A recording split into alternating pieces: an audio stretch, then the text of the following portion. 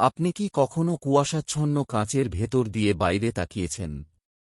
সবকিছু ঝাপসা লাগে, ঠিকভাবে দেখা যায় না। চোখে ছানি হলে আমাদের দৃষ্টিশক্তিও ঠিক এমনই হয়ে যায়।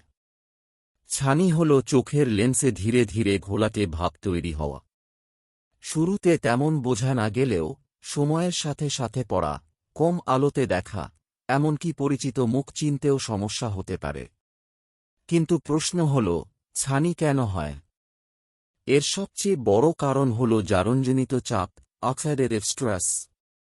আমাদের শরীরে প্রতিনিয়ত ফ্রি র্যাডিক্যাল নামের ক্ষতিকর অণু তৈরি হয়, যা চোখের লেন্সের প্রোটিনকে নষ্ট করে দেয়। যখন অ্যান্টিঅক্সিডেন্ট কমে যায়, তখন এই ক্ষতি দ্রুত বাড়ে আর তৈরি হয় ছানি।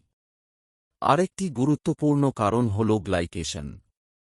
যখন রক্তে অতিরিক্ত চিনি থাকে, তখন তা প্রোটিনের সাথে মিশে ক্ষতিকর যৌগ তৈরি করে। এটা অনেকটা চিনির ক্যারামেলাইজেশনের মতো, যা চোখের লেন্সকে শক্ত ও ঘোলাটে করে তোলে। তাই ডায়াবেটিস থাকলে ছানির ঝুঁকি আরও বেশি। তাহলে কিভাবে নিজেকে সুরক্ষিত রাখবেন? প্রথমত, খাবারের দিকে নজর দিন।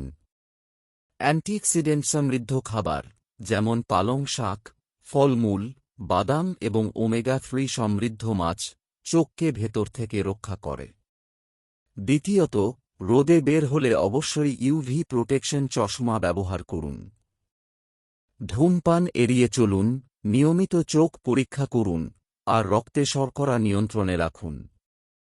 এছাড়াও ন্যাক বা এন-অ্যাসিটাইলসিস্টেইন নামের একটি শক্তিশালী অ্যান্টিঅক্সিডেন্ট আছে, যা শরীরে গ্লুটাথিয়ন বাড়িয়ে চোখকে জারণজনিত ক্ষতি থেকে রক্ষা করতে সাহায্য করতে পারে।